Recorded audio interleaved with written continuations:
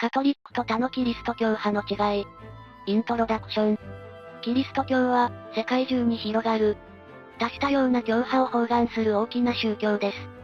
その中でも特に知名度が高いのがカトリック教会で、全世界のキリスト教徒の約半数を占めています。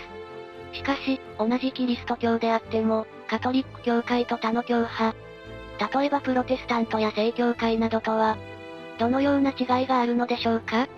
今日は、ずんだもんと四国メタンによる対話を通じて、その違いを詳しく探ってみましょう。宗教の権威。カトリック教会って教皇が一番偉いのだ。カトリック教会では教皇が最高権威とされていて、教会の教義や方針を決定する役割を果たしているの。でも他のキリスト教派ではそのような中心的な権威は存在しないの。例えばプロテスタントでは各信者が神と直接関わるという考え方が強いから、教皇のような中心的な権威は存在しないの。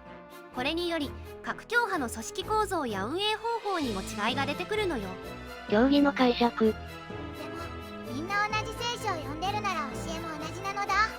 それは確かに聖書は共通しているけど、実際のところ各教派で聖書の解釈は違うの。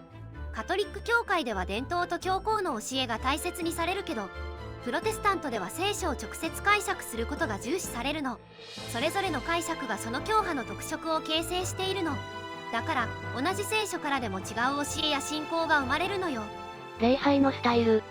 教会に行くとみんな違うことをやってる気がするけど、カトリック教会では伝統的なミサが行われることが多いけど、プロテスタントでは自由な礼拝スタイルが多いの。それぞれの教派が独自の信仰表現を持っているから、それが礼拝の形にも現れるの。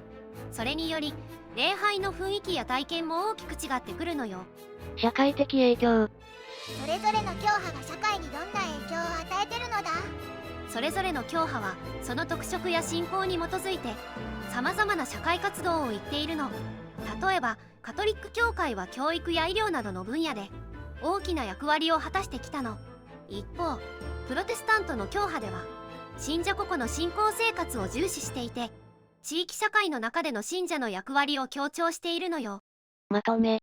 キリスト教の中でも、カトリック教会と他の教派は、教義の解釈や礼拝のスタイル、教会の構成において大きな違いがあります。しかしそれぞれが独自の信仰を持ち、それぞれの教派が持つ特色と長所を理解することで、より深い理解と尊重が生まれるでしょう。教派間の違いを理解することは、多様な信仰を尊重し、それぞれの教義に対する理解を深める上で非常に有益です。今日の動画はここまで。最後まで見てくれてありがとうございました。このチャンネルでは宗教にまつわる情報を5分以内の短くまとめた動画を毎日投稿中。世界の宗教に興味があるならチャンネル登録や他の動画も見てみてね。